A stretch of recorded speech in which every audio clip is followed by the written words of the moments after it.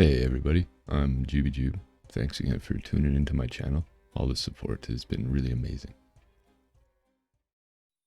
It's almost time for the holidays, and that means many things to many people. It's fun, it's exciting, it's time with family, but it can also be very stressful and expensive, with expectations.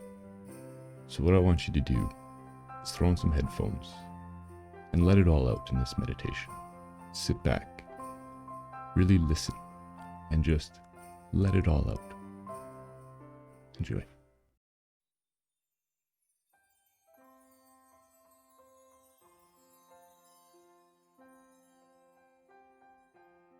Close your eyes and become aware of your breath. Gently, gradually, encouraging your breath to become deeper, feeling each new breath fill your chest and belly, then releasing breath, slowly and steadily. You are walking alone at dusk in a dark forest. There is no moon and you go slowly, for the pale stones of your path are barely visible in the glimmering light of the cold stars above. And you may go slowly also, because you are tired and worried. Your heart is heavy with old sorrows. You know that in the new year ahead, there will be new challenges, new perils, new uncertainties, and new griefs to face. And even if you are content with your own life now, you cannot help but know that many others are not so fortunate.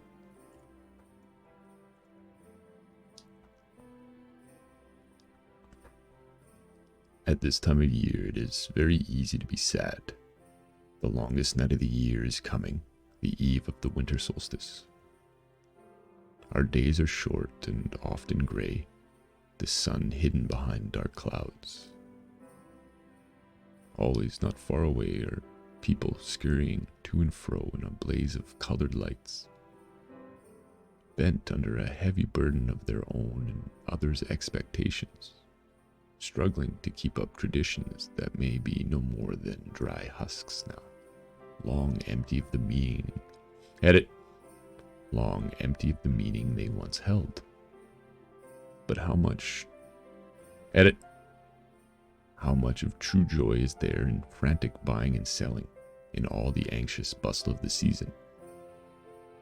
Yet, even when you turn away from that busyness and remind yourself that this is the season when we celebrate friends and family and good messages, you still may be sad.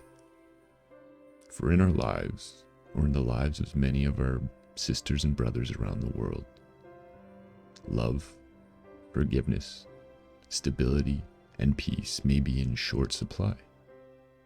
Yet the season seems to demand that we be joyful, and to a sorrowful heart that demands itself as a burden, just another invitation to despair. You keep walking, and gradually the bleak beauty of the winter woods begins to soothe your heart. The crisp air, spiced with the odors of cedar and fir, refreshes you. The dimness is restful to your tired eyes. The path under your feet is level, easy to follow. There is no sound but your slow footfalls and faint rustlings as forest creatures settle into their nests. Now, through a gap in the dark trunks of the tree that line your path, you catch a glimpse of a light in the distance. It appears very small and weak, and it vanishes with the next bend in the path. But soon it reappears, and it grows even larger and brighter as you draw near it. After a few more bends in the path, you see the light comes from a fire, a small fire in a stone fire pit in the center of a clearing. And as you come closer, you see someone standing beside the fire. Someone wrapped in a long, dark cloak. You feel a tiny thrill of fear at the idea of meeting a stranger at night in the woods, and you go very quietly now, but you also feel a faint sense of anticipation.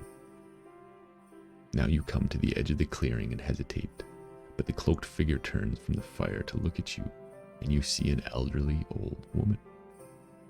She looks at you with a grave but kindly expression and beckons you to draw near to the fire. You walk into the clearing and come to stand beside her, warming your cold hands and gazing into the flames.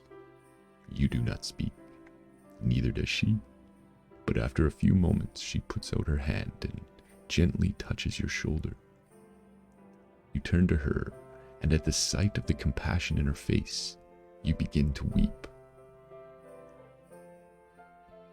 She puts her strong arms around you and she murmurs into your ear, "Go ahead and weep, my friend. Here and now, it is safe to lay down the burden of forced cheerfulness and let yourself be sad. Let yourself give up the weary struggle to hold your head above the bitter tide of sorrow. Let it wash over you now, yes, even over your head. Acknowledge all your griefs and hurts of the past year and of many years past. Mourn for your dead. Honor your dear friends and your vanished hopes. Give in completely to your pain. You have nothing to fear from darkness," she tells you. "She is our mother, and she's the mother of light. Surrender now to the dark, my friend. Lay your weary head on my shoulder and let your healing tears flow.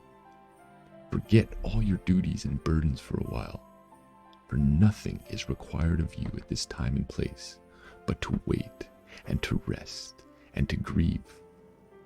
The light cannot be reborn until the darkness is complete." She holds you as you mourn, and you tell her over the litany of all your losses and griefs and defeats, as you show her the scars and the half-healed wounds of old battles, as you tell her all your fears for the future, even the most secret and humiliating fears that you've never told anyone, that you've hardly acknowledged yourself. Take as long as you need for this telling.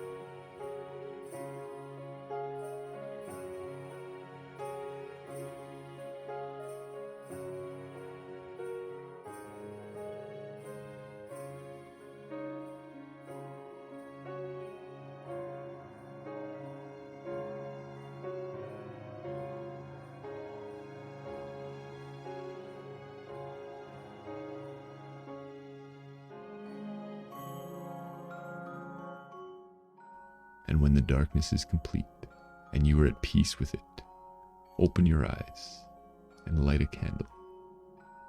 Then, Write in your journal whatever you want to keep from this experience.